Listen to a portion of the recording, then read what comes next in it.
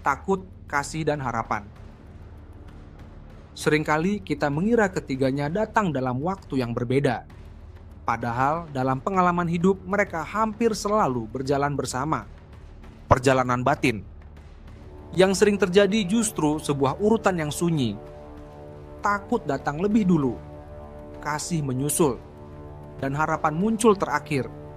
Bukan sebagai jawaban, tetapi sebagai arah. Awal dari takut. Takut seringkali kita kira muncul karena bahaya. Padahal seringkali takut muncul karena arah menghilang. Bukan karena hidup runtuh, melainkan karena kita tidak tahu langkah mana yang masih aman diambil. Mode bertahan. Di saat seperti ini, batin masuk ke mode perlindungan. Kita mulai bertanya, bagaimana aku tetap aman? Bagaimana aku tidak salah langkah? Bagaimana aku tidak terluka lagi? Ini adalah naluri untuk bertahan. Hidup yang mengecil. Namun ketika perlindungan diri menjadi pusat hidup, sesuatu berubah. Kita tidak benar-benar hidup. Kita hanya menghindari risiko. Kita masih bergerak, tetapi kita berhenti memilih dengan berani. Kasih datang. Lalu kasih mulai hadir. Kasih tidak menghapus takut.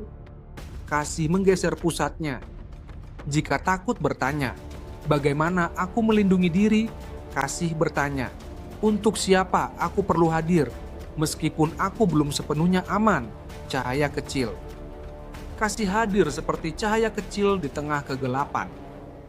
Bukan lampu besar yang mengusir semua gelap, melainkan cahaya yang cukup untuk membuat kita berhenti bersembunyi.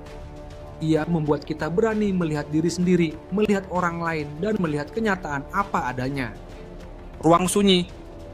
Namun melihat dengan jelas belum tentu memberitahu kita harus kemana. Disinilah banyak orang berasa tersesat.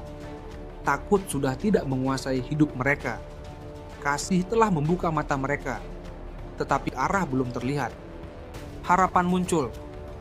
Di titik inilah harapan muncul. Harapan sering disamakan dengan optimisme, padahal keduanya berbeda. Optimisme berkata, semua akan baik-baik saja. Harapan berkata, meski aku tidak tahu hasil akhirnya, aku tahu kemana aku tidak akan kembali. Berjalan tanpa jawaban. Harapan bukan jaminan bahwa keadaan akan membaik. Harapan adalah keberanian untuk tetap berjalan meskipun jawaban belum tersedia. Ia tidak memberi kepastian. Ia memberi arah. Melihat secara utuh. Jika kita melihat perjalanan ini secara utuh, polanya menjadi jelas. Takut menghentikan kita. Kasih membuat kita hadir. Harapan membuat kita melangkah. Ketiganya bukan emosi yang terpisah. Mereka adalah satu perjalanan batin yang sama. Refleksi. Mungkin pertanyaan terpenting bukanlah mengapa aku takut. Mengapa aku sulit mengasihi? Mengapa harapan terasa jauh? Melainkan ini, aku sedang berada di bagian mana dari perjalanan ini sekarang? Karena harapan tidak selalu berarti malam telah berakhir. Kadang harapan hanya berarti satu hal sederhana. Kita masih tahu kemana harus melangkah.